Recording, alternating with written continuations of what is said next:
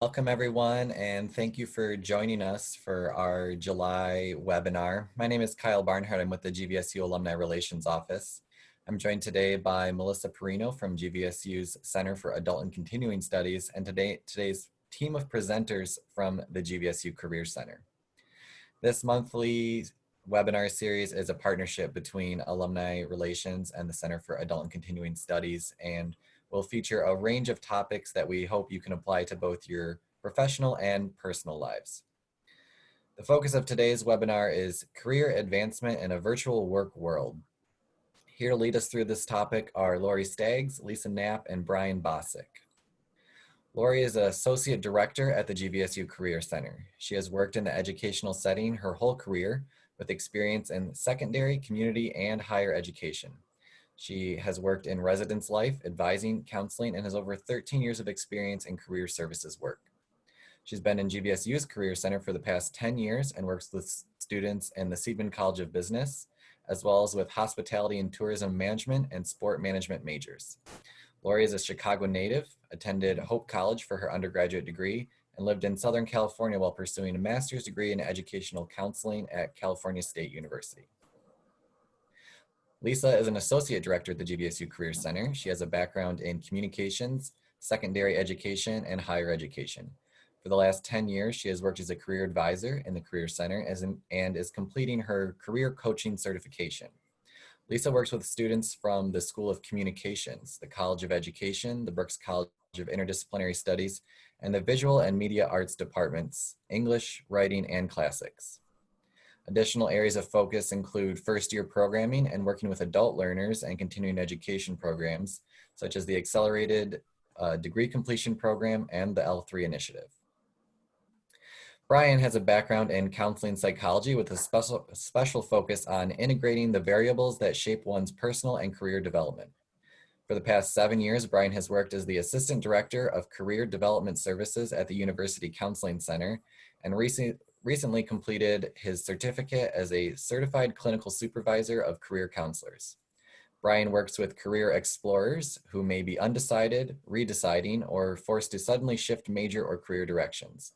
Additionally, he enjoys working with first-generation college students and new clinical and career counselors in training. Thank you, Kyle. What a great introduction and an even better team. We're really glad that you're here today with us. Before we get started with what I've had the sneak preview of seeing, which is going to be a great presentation, let's go over just a few Zoom keeping rules, if you will, for today's webinar. We're going to go ahead and use the Q&A box during this session. So if you have questions, many of you already submitted them. Thank you very much. We will try to get all of them answered. If you're thinking of other questions as we go along, please go ahead and drop those in that Q&A box that's at the bottom of your screen. We're not really going to be using a lot of the chat box other than some important links.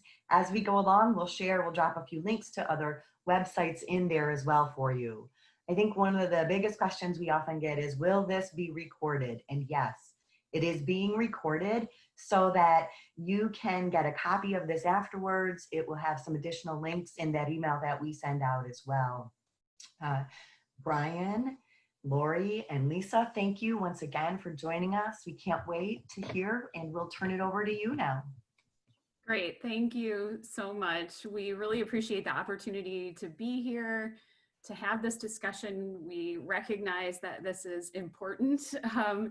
And, you know, this isn't meant to be an exhaustive list of everything that is going on. We realize there are lots of things going on in your lives, in the world right now. And so, you know, we're basing our conversation, our information on things we've heard, things we've read, conversations we're having with employers, with students, with alumni. And hopefully for you who are watching, this will be, you know, a springboard for you to kind of take stock of where you are and, you know, see where you are on your own professional development path. And so that's why we're here. We look forward to this conversation, but we also look forward to your questions. So please be thinking of your questions that you would like us to discuss as well. I'm going to now share my screen. So hopefully we'll get this started here. All right, is everyone able to see? Are you all able? Are you seeing it, Lisa, Brian? Yes, looks good, Lori. Okay, let's start it here. Okay, so we've already been introduced. You kind of know who we are, but we would like to talk a little bit about the Career Center and the resources that we provide. If you're not familiar at all with our office, we do have 2 locations, both on the Allendale campus and downtown in Grand Rapids. Obviously, we've been working not in our offices since about mid-March, but we will be starting to return to the office at the end of July, beginning of August in a phased-in approach. So our office will be back open. A lot of our appointments will probably continue to be remote for the time being, for the foreseeable future, just because of our office spaces and lack of physical distance that we're able to have. But our offices will be open, so you will be able to stop in if you have questions. We will be able to meet with you in our office as well. I wanted to emphasize that as an alum, especially for our alums listening, you are a Laker for a lifetime, and our resources in the Career Center are available to you for the rest of your life. That's very, well, I shouldn't say very distinctive to Grand Valley, but a lot of larger universities will actually charge their alumni for their career services resources, and we don't do that. So it's free, it's available to you. Take advantage of that, and we do meet with a lot of alumni, and you know, we're able to do that. So some of the things that we offer, some of these might seem a little strange, like career coaching, career counseling, career advice. Like, what do you do? So Lisa, do you want to take a stab at the career coaching piece and what that is and how we offer that? Sure. So career coaching is a new service that we're offering as part of the L3 initiative. So, you know, as an alumni, you can come back and participate in what Alumni Relations is doing as it relates to developing professional networks and communities of your peers. Financial aid is offering the L3 account. So all of you, once you confer your degree, get $1,000 in this account that lets you come back and maybe take a class. It doesn't have to be degree seeking. It could be something that you do to build a skill for work. Your boss says, hey, you need to use Excel spreadsheets better. So you take a class on Excel spreadsheets, or you might try out one of the certifications or badges as well. And then in our office, we're offering career coaching. What we found is that traditional advising works for a lot of alumni. You might come and meet with me. Let's say you're from the College of Communications, and we meet and we talk and we make a plan and you start to implement it and it works great. That's good. But for some alum, and maybe you'll be in this place another time, some alum like to sit down and have a space where they can kind of map out some really strategic steps for themselves. And so as coaches, Lori and I have some tools to help people, you know, map out those steps. So you're going to do a lot of the work, actually. You're going to do a deep dive into kind of what your goals are, what skills you have, what skills you might need to add, and then we'll develop this very practical action plan for you, which might kick you back out to career advisors or might kick you over to the counselors in career development, like Brian and his team. And we'll walk along and provide some cheerleading and motivation and help you through that process. So we're excited to offer kind of that next level up. It's been fun for Lori and I to learn some new skills this summer. At the same time, we're telling all of you to learn some new skills. Yeah, exactly. Absolutely. I'm currently working with an alum for an example that, you know, he graduated 10 years ago. He's working right now. His job is great, but it's just not providing that next step for him, and it's not providing what he needs right now in his career. So meeting with him, asking him, what are you looking for? What are your strengths? What are you, and having him set some goals for himself and really write those down. We know that if you write down your goals, you're much more likely to move toward action and achieve those goals. So that was just really helpful for him and got him started on that job search, because it was really kind of overwhelming for him. Where do I start? Where are those jobs that I might be interested in? So we can help with that. Brian, how about the career counseling, the assessment piece? Sure. We have a new resource that is rolling out. So if you want to touch on that briefly, we can do that. Absolutely. Yeah, I think as Lori and Lisa were both saying, if you've got plans and goals for career coaching and even with advising, this is almost like that precursor step. So if you're at a place where you're not really sure where to start, you're not really sure what you're interested in, or there's such a big life change going on right now that you just kind of want to step back and take stock of where you were, where you are at right now, where you want to go. That's kind of so we'll often meet with people and figure out again that process of where are you, where are you going, and what's a good fit for your personality, your interests, your values, your strengths. Sometimes we'll use some really individualized assessments to kind of help you figure out how they all mix together and kind of work on a new plan that could be a good fit for you. And as Lori and Lisa both were saying, we often work in conjunction with career advising, career coaching, because maybe we'll help you figure out a plan that we're going to send you over here and you'll kind of try that. Then you're like, I'm not sure if this is for me. So then you'll come back to career counseling and we'll kind of, so we really are a very interdisciplinary connected team to do that. Lori mentioned Pathway U, and Pathway U is a new program we're rolling out. And I saw the web address just popped up on here a little bit ago. It is an online career exploration tool, and it's a great one to start with even before you arrive in the office. You can jump on there and take some brief assessments on personality, interests, skills, values. And what I really like about Pathway U is it ties in not only to majors, but then occupations, and then you can take your results and look at what's posted on job boards. So what's on the Handshake job board based on all of your results. So if you want to get a sense of, hey, here's a way I can shift with who I am into what's out there, it's a great way to give us that language. Because I think so often we know the jobs in our field, but we have no idea what to search if we're starting to think about expanding our field and what's a job title. So this really helps you kind of connect and expand that too. Awesome. Thanks, Brian. And then those practical pieces that we help with, we do a lot of resume and cover letter writing and editing to help students and alumni just get to that next step and look at opportunities and how is their resume reflecting their skills and their strengths. We offer practice interviewing, and now we all have to get comfortable with virtual conferencing, interviewing. So we can absolutely do that through Zoom and help you with that practice. And then just connecting.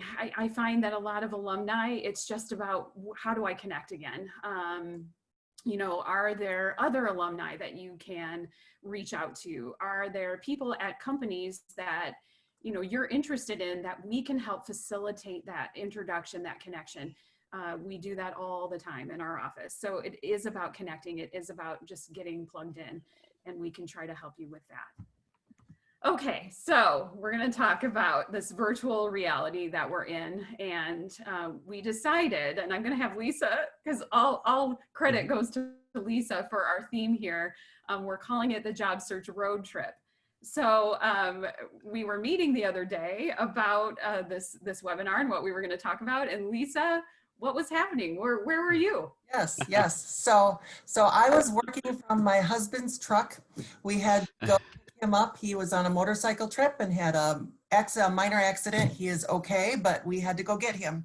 And so I spent most of the day on the road trip on the phone, doing appointments or Zooming on appointments. I think I had a Skype, so 3 different technologies. We were in 3 different states. And through the course of the day, I think I only had to take 2 hours off. And so when I was talking with Lori and Brian, I was sitting in the back of the truck. I had it propped up on the headrest, and the road was moving behind me, and it looked like I was on a TV show. So it's my one and only claim to fame of being on a actual TV show, maybe. But in our conversations, as we were talking about the things that you're facing, we started to, discuss that, right? It is like a road trip. You are piling into a car. You maybe have a very clear itinerary of what's going to happen, but then all of a sudden things change. Construction zones, detours. You get the idea. But the same thing's kind of happening. Well, actually, I should back up. The same thing often happens in your job, your career path, anyhow, right? That is not uncommon. Some of you may have heard me say this. If you had told me I was going to be a career advisor when I was 22, graduating from college, headed into a classroom to teach, I would have laughed at you. And I would have laughed even harder when you said you'd go from being a school teacher to a communication specialist to a newspaper reporter to a college track coach to a coordinator of a program on diversity and race, and then you would end up in Career Center. I would have laughed, but a lot of things change, a lot of things come along the way. And so that's kind of what we're talking about in the big picture always, but right now that seems like it's been accelerated with COVID and virtual work and things of that nature. Mm-hmm. So with that theme in mind, we do want to cover some three main areas. So what are these new work realities? I think we are aware of them, but to name them and to really reflect on what we're facing, I think is an important thing. And then identifying some of those challenges that we have been experiencing, some of the things we're hearing and reading about and listening about, and then what are our opportunities in this time. I don't know how many times I've heard the words unprecedented, uncertain. What is the other one? You just hear unusual, right? Yes. These are just unusual times. And so, you know, we've all had to pivot a little bit. We've all had to rework plans. And so what has that looked like? So that's going to be our focus. I found this picture. The greatest part of a road trip isn't arriving at your destination. It's about the wild stuff that happens along the way. This resonated with me. Growing up, I had a grandmother that lived down in Orlando, Florida, and my dad took us down there, you know, fairly often by car. He was not a believer in, you know, the road stops and the detours. He was, let's get there. You know, we have bathroom breaks at these designated times. He was very much it is the destination. Whereas my husband's family, his dad would, you know, find the detours, find the, you know, the cassette tapes that talked about what they were looking at as they were driving through Iowa and Nebraska. And he would always try to find those hidden treasures off of the side of the road. And so, you know, I've really learned that the road trip, the fun things, the things that you talk about later, you know, are usually the things that you're not expecting. And so that's a good thing to keep in mind as we are talking about all of these realities. So we're going to talk about that first. What are these realities? We all, about 5 months ago, had to quickly shift into this new remote environment. We're still in it. We don't know. I know that was a question that came through, you know, what does that look like? Who's hiring now? You know, we have some sense of that, but we just don't know coming out of this what that means for certain industries. You know, I can share, I talked with a recent graduate and had a phone appointment with him, and he was just really discouraged and really frustrated. And, you know, as we talked, he really said his interest was commercial real estate, and he had done internships in that space. He had 2 job offers prior to the shutdown in that industry. And, you know, unfortunately, they couldn't offer him the job anymore. And so, you know, it was just frustrating. Things are somewhat changing. And so there's still that uncertainty. And, you know, we don't know what that's going to look like. Brian, I know you wanted to talk about remote working and what, you know, even personally for West, what that has meant for us. Yeah. So what do you think about that? It's been very interesting, right? To shift from how do you have that connection in office and in space to, like, as Lisa was saying, you might use Skype, Zoom, everything else that's out there to kind of help you get connected and trying to build that workspace. And how do you protect that workspace and trying to connect with folks remotely? So we certainly have had to pivot really quickly and try our best to connect with people in a lot of different ways. So, and I think as you look at all of the different jobs and what's changing out there, and you start to see different postings where it's virtual, and even in the therapy world, you start to look and see, like, well, if you want an appointment with a therapist, like 99% you're going to see are virtual at this point, you know, as things are kind of getting down. So I think you're right, Lori. There's a lot of flexibility that comes with that at this point too.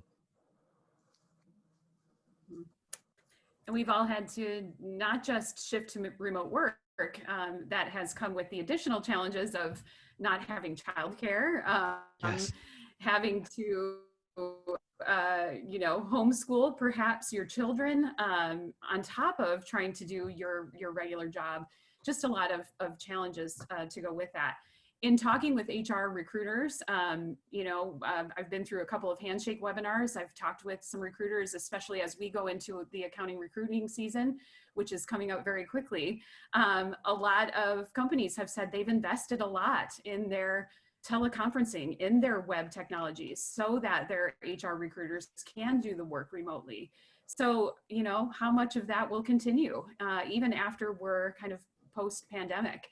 I really do see a lot more recruiting happening virtually, which makes some HR professionals kind of sad. I know when someone in our office talked to one of the recruiters, he said, one of my favorite parts of my job is to go to campus, to meet students, to meet with people face to face. I love that part of my job.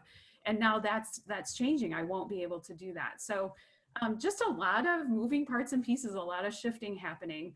Go ahead. Lisa, go ahead. I noticed that somebody asked, where do you find remote postings? That maybe right now is the time that you're looking for remote work. Mm-hmm. The remote postings are kind of hiding in every nook and cranny. There are a few websites. There's a remote jobs. I'll have to pull up that link, but there is a remotejobs.com, I believe it's called. But sometimes you get sucked into these like wormholes that really are just marketing agencies trying to get advertising in front of you. Instead, I would go on LinkedIn. I've had a lot of alum and students find virtual work, remote work, positions that can be in person or remote. I've seen the combination where you need to come to the office twice a month or once a month for 2 days, all different types of combinations. So read the job postings. And then the other thing that I've heard from a lot of HR people is that it might not explicitly say remote work, but if you start talking with the HR recruiter, that recruiter and yourself might talk about that as one of your goals, is to work virtually when possible. I have also talked, so one of the perks of my job is I've gotten to go to New York a couple times, once with the writing department and once with the film and video department. And in both of those instances, reaching back out to those employers and seeing, what's going on in the fields for them right now, they all talked about the fact that they are offering a lot more remote opportunities, which has widened their candidate pool. So in some ways, they're finding that they are getting fresh candidates they've never gotten to talk with before. And their recommendation, again, is just to reach out to somebody within the organization, kind of communicate your interest in a job posting that you saw, and see if it's something that could be available virtually or in some hybrid combination. So it's a really good time to have an excuse to call people, to be, courageously bold. That's probably not the right phrase, but there's some phrase that I heard out there that was, this is your time. What do you got to lose? Just go out, ask somebody. The worst thing they're going to do is say, nope, not here. And you're going to say, great, thanks. And if you keep making a number of those calls, it's surprising, I think, some of the answers that you'll get. So, and then, look on the industry pages would be my other recommendation. So, because my arena is communications, bookjobs.com is a place that houses most of the publishing industry's job postings. And so when you go in there, you can see what is and isn't remote. And I would suspect that other industries are having similar things. I have a friend who's a VP at a credit union, and right now all of their job postings look like they're in person, but then when they reach out to you to talk about it, they will say, this is likely a virtual position. Is that something you would be interested in? And there are some jobs that are surging right now that maybe just weren't even, 5 years ago. I just read an article before we came on from LinkedIn, and there were 2 job titles that, didn't exist before March. One was COVID contact tracer, and the other was COVID care resource coordinator. Again, those jobs didn't exist, 5 months ago. And so things are really kind of moving. So yeah, great resources, great ideas, Lisa, for how to find those jobs. I thought that I read an article by Forbes magazine, and I think they did a great job of talking about jobs in terms of skills. And we talk about that a lot in the Career Center. You have a major, you have a degree, but skills is what we see so much in job postings, in in conversations that we're having with recruiters is what are those, key skills. And so I think Kyle's going to put a link to that Forbes article, but they did talk about 8 key skills that are emerging and probably were there already. I think we've all heard of these skills, but I'll mention them really quickly. They talk about data literacy. We know that data is so important, and I'm hearing that employers are even using data to measure productivity in their employees right now because of this remote work environment. So, do you have the ability to look at data, extract data, make sense of data, and make decisions? Businesses are trying to make decisions based on data. Adaptability, flexibility, we've all had to do that. We've all had to show that in our work. That agility of pivoting and learning new technologies. That's the other tech savviness they talk about. Digital and coding skills. Of course, our world just becomes more and more technology focused. Creativity and innovation is another skill they mention. Critical thinking, leadership, and then emotional intelligence, your ability to be aware of your own and manage your own emotions, but also those of others. And really, I think that a lot of those skills transcend all areas, not just the business area, but all areas of work. When I think about the work we do in higher ed in the Career Center, all of those skills have been important as we've, kind of transitioned into this new reality. The last thing the Forbes article mentions is commitment to lifelong learning. And, I think we probably can't stress that enough.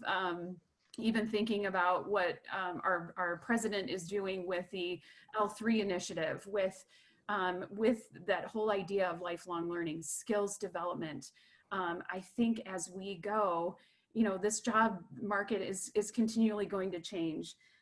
We even talk in our office about first destination with upcoming grads. What is it that you want to start with?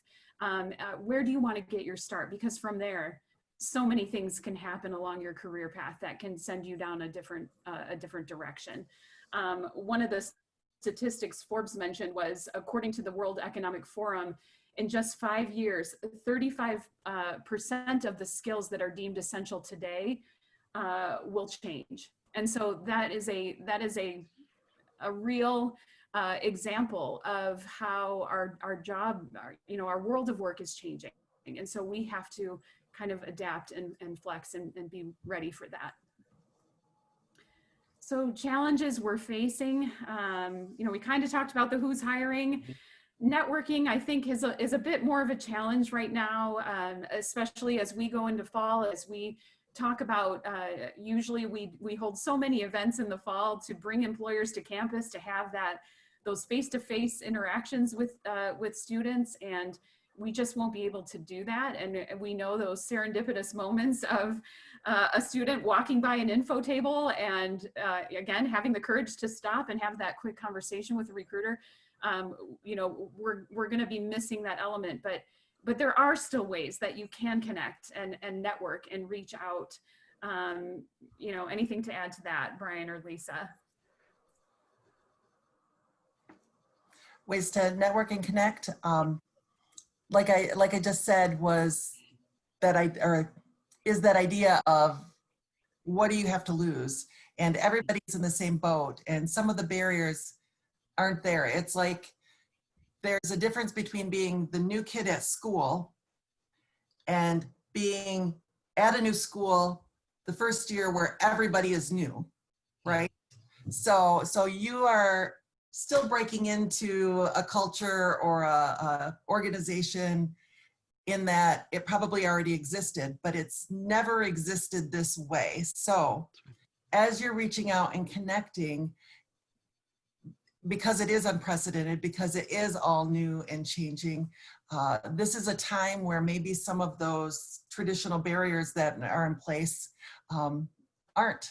And people might have more freedom to do a 20-minute phone call to talk about the work that they do than when schedules were, you know, structured in a way that you were traveling around the workplace to get from point A to point B. And, you know, I know one of the things that we've all talked about in our office is without running all over campus, you suddenly have 20 minutes, 10 minutes, 20 minutes, 10 minutes worked back into your day. So we're hearing from employers that a lot of people are having that. I had a great conversation with some people from Steelcase last week that we have been trying to find a time to talk for a year. And he put out a note quick, hey, any chance we could all meet? And in 20 minutes later, we were meeting. So that kind of thing is new and different, and I would capitalize on it. Mm-hmm. Yeah, and Lori, can I tie that into the reframing career goals too? I think this is the time where you think about transferable skills and how do we maybe adjust our resumes. And as more changes happen in the market, I think more companies are looking, they're more open to kind of saying, oh, this is a transferable skill. Maybe we haven't thought about this as much before, but there's been so much change and we have so many people looking that you can do that. So as Lisa was saying, being bold to kind of connect and network, because maybe you're having more of that opportunity to kind of see how do my skills apply here. You're forced a little bit to think about that. And that's kind of the reframing career goals. And it's almost asking that question, is this like a small time pivot? Is this that time where you really want to think about, do I step back and really reevaluate the big picture? So is this for a year and then I want to go back to my previous kind of industry? Or is that industry continue to look very different? So I think you can approach it a couple different ways as you're moving forward.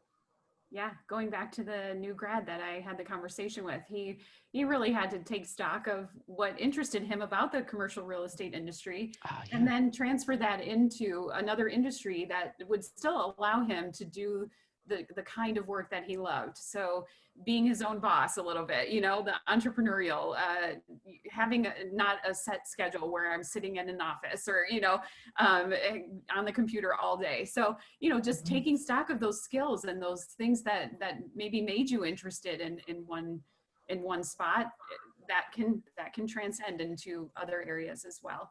I put good fit in here because again, when I was talking to some of the accounting firms and we were talking about the fall and what that would look like for recruiting, one of the alums that I was speaking with said, our fear, or not our fear, but our challenge is going to be, how are we going to find the best fit for our firm? And I would say that's your challenge as a job search candidate as well. How do you find that fit? So companies are worried about that, and you might be worried about that as well. I do have a resource, an article I read, and I thought it was great because it talked about questions you can ask a company during an interview that really gets to work culture. It gets to fit. They're going to be asking some things of you, but you might want to ask some more in-depth questions about the company culture, since you won't be able to possibly go in and have an in-person interview. What are some questions you can ask them to get to fit, you know, to the company culture? I know a lot of times when I coach students for accounting recruiting interviews, they're saying, you know, oh, I asked them what they loved most about the firm, and they said, it's the people. And I said, well, that's great, but it didn't give me a good sense of the environment or the culture. So, so thinking about questions you're going to want to ask during that interview process is important as well, in sensing that and in getting a good sense of fit for yourself. And then one of our biggest challenges right now is the health and wellness and safety concerns we're all facing. Brian, did you want to speak to that a little bit? Oh, is Brian frozen? Yeah. Uh-oh. Well, I'm going to just say a little bit about fit while maybe Brian kind of gets back connected to us. You know, fit is a lot of different things. It's how your company or how this organization manages change. So maybe asking a question about what's a recent challenge or change your company has overcome and how did they navigate that? How does communication flow through your organization? Is it all right for me to pop into somebody's doorway and chit chat about them, or do I need to go through some form of hierarchy? Not that one is better than the other, but but it will tell you a lot about how their organization functions. How do people interact outside of the office?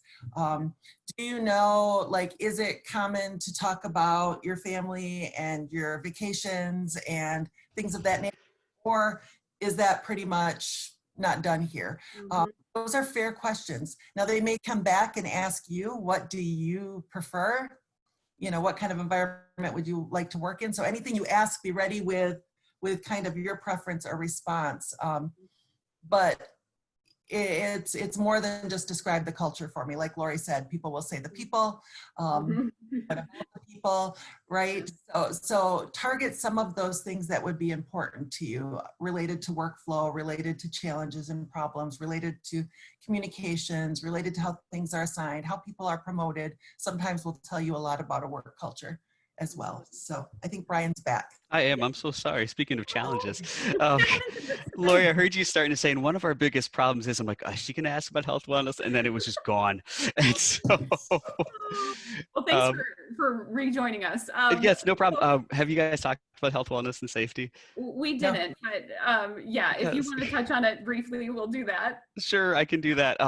No, I think, as you all were saying before, some of the questions that we wouldn't typically ask before are those questions now. And so I think as companies are figuring out how they are dealing with COVID, and as Lisa said, depending on what the job description says, and as you talk to folks, is virtual, is this in person? And then just taking stock for yourself about what are your personal risks, what are the risks around you, and the people that you come in contact with, and what type of job really works with that, are questions we often haven't had to ask before and are asking more right now. And I think it's becoming a normal part of that interview too, as you talk companies are dealing with and how they're managing.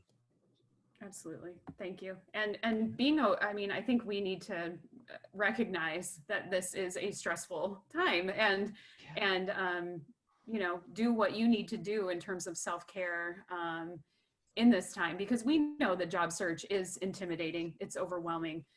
It can be very stressful. And so we've just got some added layers to go with that. So recognizing that, taking time for self-care in whatever environment you find yourself in is so very important right now, no matter what it is you're doing right now and what you're looking for. So let's get to opportunities, because we do want to have some time for questions. We probably talked about a majority of these. I put the gift of time. Our former dean used to say this to us after our big division meetings. Sometimes we'd be done early and he would say, now you have the gift of time. And so I, you know, personally can say one of the things that I've reflected on is, you know, just being home more and being with my family. I have a daughter who just graduated from high school, is about to leave for college soon, and another high schooler, and you know, the time to be with them throughout, sprinkled throughout the day, has been actually a real gift to me. And so you know, I think you're going to probably be faced with in your job search, you know, I don't think anyone's going to fault you for a gap of time on your work experience, on your resume, right? You know, this is understandable that, you know, students were given internship offers and they had to be rescinded.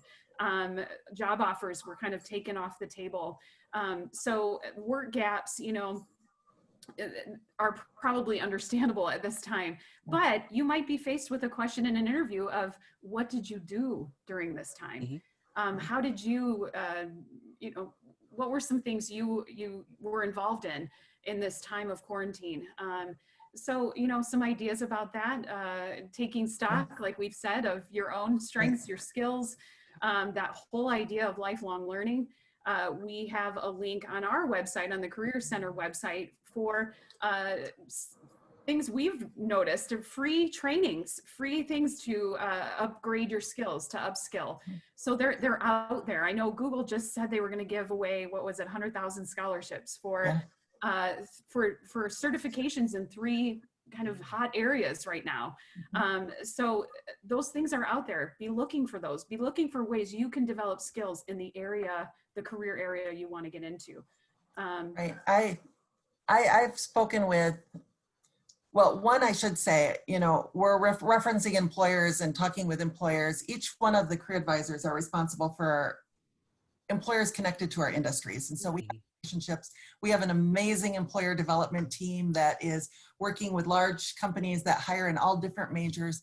And one of the concentrated efforts we made at the front end of all of this was to reach out to our employer partners and the people that we have relationships with and kind of gauge how they're feeling. And now we're kind of doing that second wave of reaching back out. So a lot of this is anecdotal. Some of it is documented, but most of it's anecdotal. I spoke over the last 3 weeks. I've spoken to 2 different alumni that each had gotten, well, initially furloughed, then brought back at reduced hours, so 32 hours. And part of the conversation was looking ahead, what do you think your company's going to do? And they didn't have a real good sense of it, which is understandable because the company might not either. But they could recognize that things might change. And so with each of them, one of them decided that if this industry doesn't come back the way that it was, he would like to do something else. And the other alumni said that she preferred to get a skill set that would allow her to move forward in the company. So one of them went to coding camp. The other one started to study for their insurance exam, and maybe neither of them will end up doing that, but it gave them the gift of time, but then also the foresight to sit down and look at what might lead me to that next step if my company doesn't come back the way that it is now. And then the other thing I would encourage you is, if you're in an organization, more likely than not, you can have these kind of conversations with your supervisor. Try to avoid the water cooler talk, right? Because that doesn't do anything other than spread rumors and things like that. But I think it's very appropriate as things are being communicated down to ask your employers, direct questions. Not every day, but kind of as you see things shift, or if you haven't heard, or if you're starting to feel like something's coming, that's part of workplace communication, and it shows your savvy and your interest and your investment in the place that you work. Yeah, absolutely, absolutely. A couple more things I wanted to emphasize.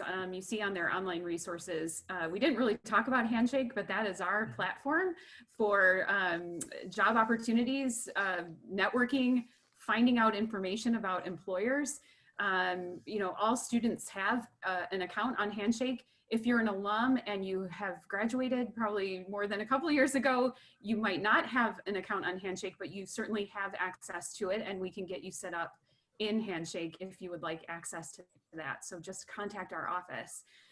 The other link that I think Kyle's giving is LinkedIn. The Grand Valley State University page is a phenomenal resource for reaching out and connecting with your natural network of Lakers. There are probably 97,000 alumni that are on LinkedIn, and that will show you who, where our alumni live, where they work, what they do. It's a wonderful resource to try to reach out to folks in certain companies and get some information. It's not always, can you get me a job? It's, can you give me some advice? Can you connect me somehow? Everyone understands the environment that we're in, and more often than not, I find that our alums are just phenomenal. They're just so willing to help, and nothing is greater in our office than an alum coming back, circling back and saying, I'm in a position to hire now, or I know my company's hiring, and they let us know about it. That is just such a wonderful give back to Grand Valley as an alum. And so we have that a lot, and I love that. I love that network that we have. So do take advantage of that. Reach out to folks. I mean, this is the time to do that, to be reaching out. And like you said, Lisa, be bold, have the courage to do it. And we didn't really talk about succeeding in the remote environment. I think communication is a huge one there. Are you checking in? Are you communicating? That's just been a really big thing. And just, again, I think we're good. Did we get all of our information? Should we turn it over for questions?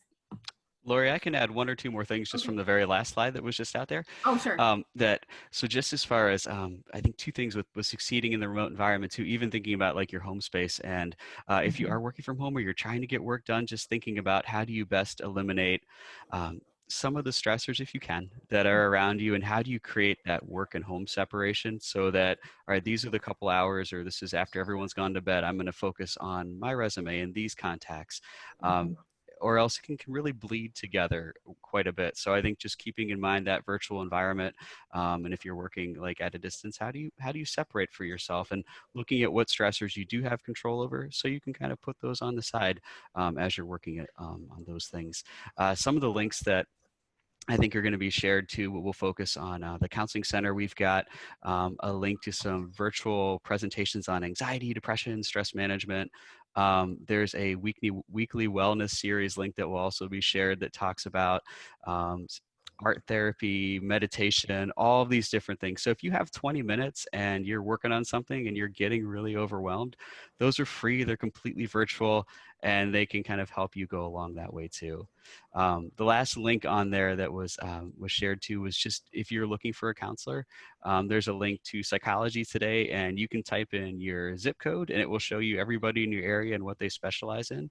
So this is a stressful time, I think, as everyone said, and if you're looking for some extra support, most therapy at this point is virtual. So if you are able to kind of knock out that 50 minutes and do that from home, it's a really helpful way to kind of build together on some of that. Fantastic. Thanks, Brian. No problem. I Thanks, Laurie. stopped my PowerPoint there. We're back. Okay.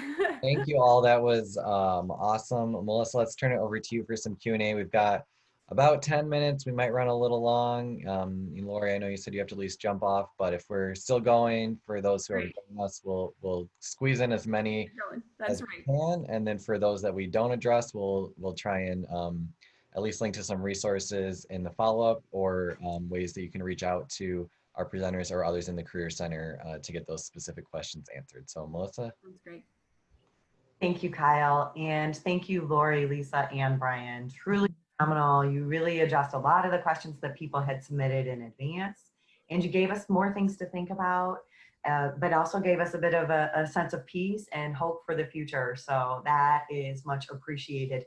You know, one of the questions that popped into the Q&A box was really talking more about, I think you addressed some of it, but that what do we do if we're in limbo, and what kind of service do you provide? I think the entire webinar spoke about services that you provide, but if folks want to reach back in and take advantage of that practice Zoom interview, what do you suggest is the best way to reach out to you? Scheduling an appointment through Handshake. Most alumni will have banner put in alumni names. If you do not have access to Handshake to set up that appointment, it is perfectly fine to call our office and say, hey, I'm trying to meet with somebody to do a interview, or to talk about a career transition I want to make, or maybe identify some people that I can, network with. That is a-okay to give a call. We have great front desk staff that will get you to the right person.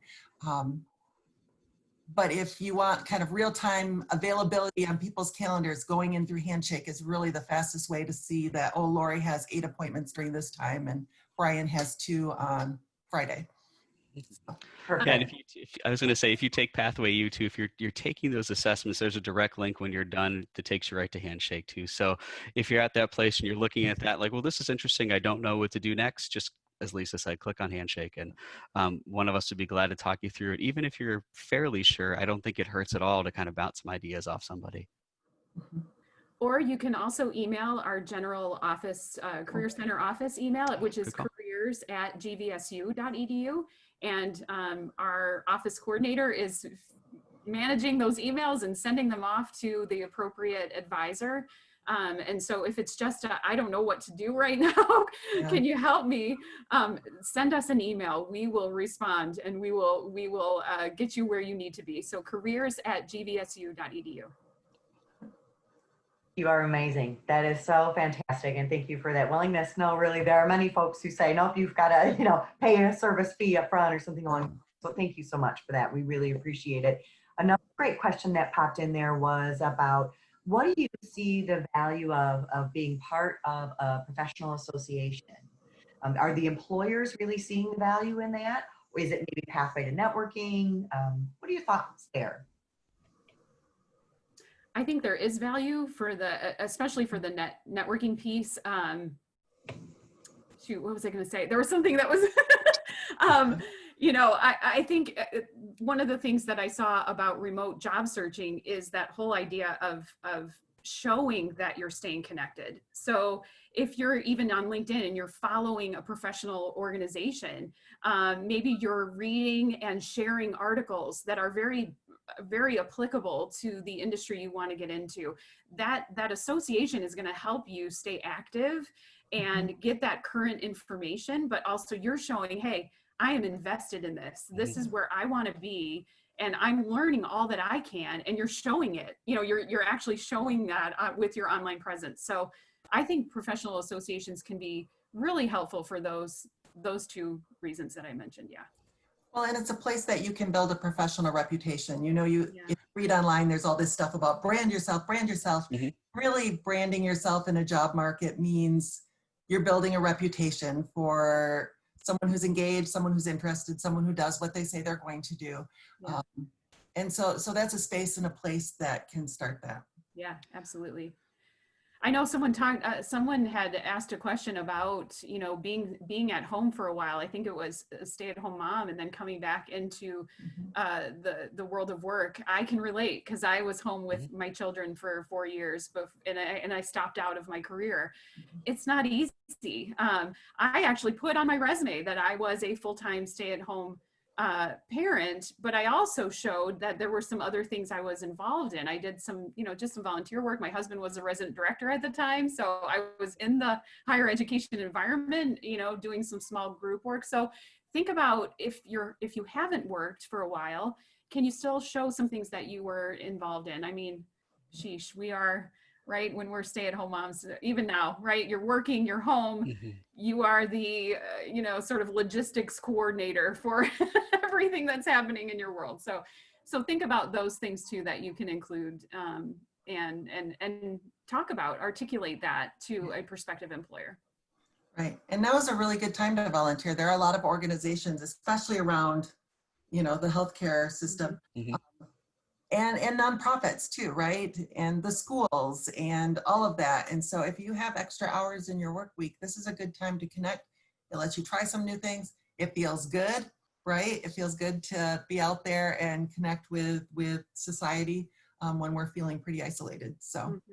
Wonderful, wonderful. I want to ask a couple more questions, and I know there are some specific questions that I think folks heard you say they can connect in with you individually, something how an international student might find that search might be a little bit different than some of the general information if they need some information about sponsorships and such. And so they can reach right out to you directly.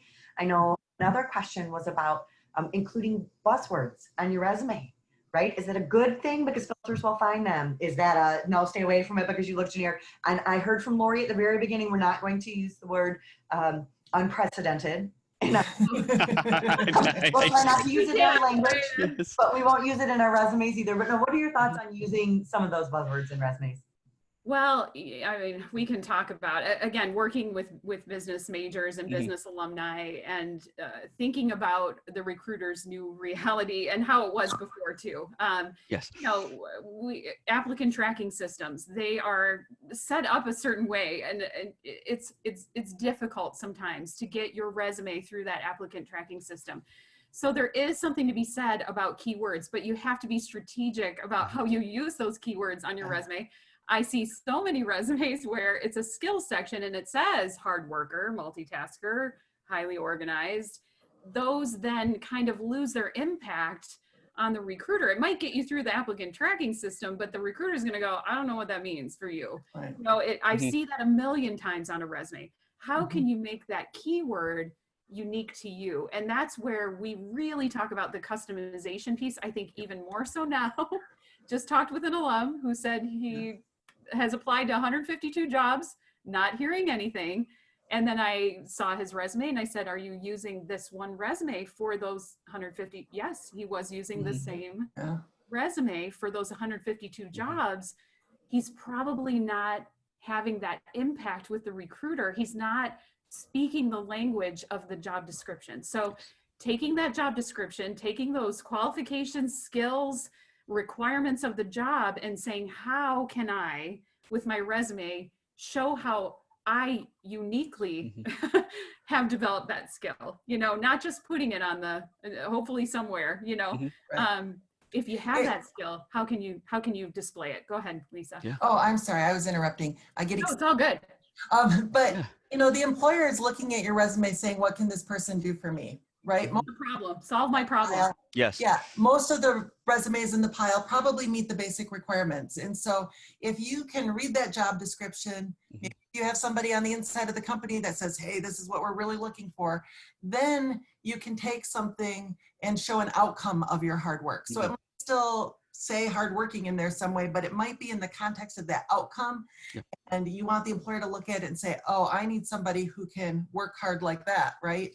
And so getting it into what you've accomplished, tangible outcomes, things you've learned, those are the things that they're looking for. Right. And get those keywords in there. Yeah, and get specific with some of your specialized skills. So don't just say Microsoft Office, because you know, not everyone's going to assume that you're an Excel whiz. But if you're an Excel whiz, talk about that. Talk about your ability to use pivot tables and macros and VLOOKUP. I don't even know all that stuff, but I know that that's important, right?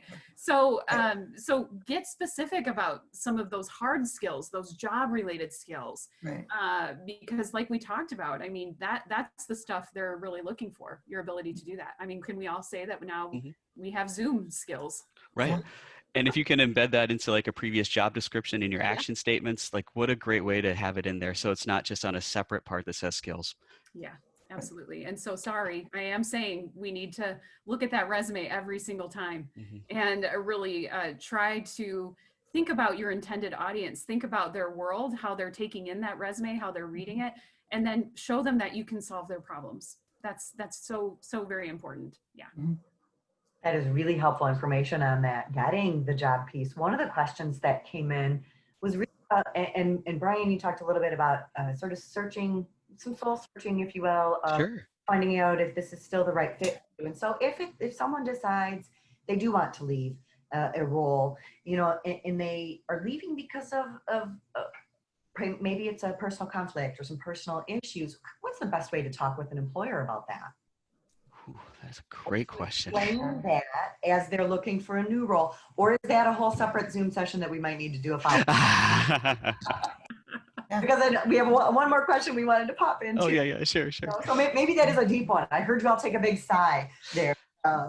It can be tricky. I mean, I can definitely say that, but yeah, go ahead. There are times you want to get out ahead of it, and there are times that you address it when it comes up. It just, you know, all of this is storytelling, right? It's telling. Yeah.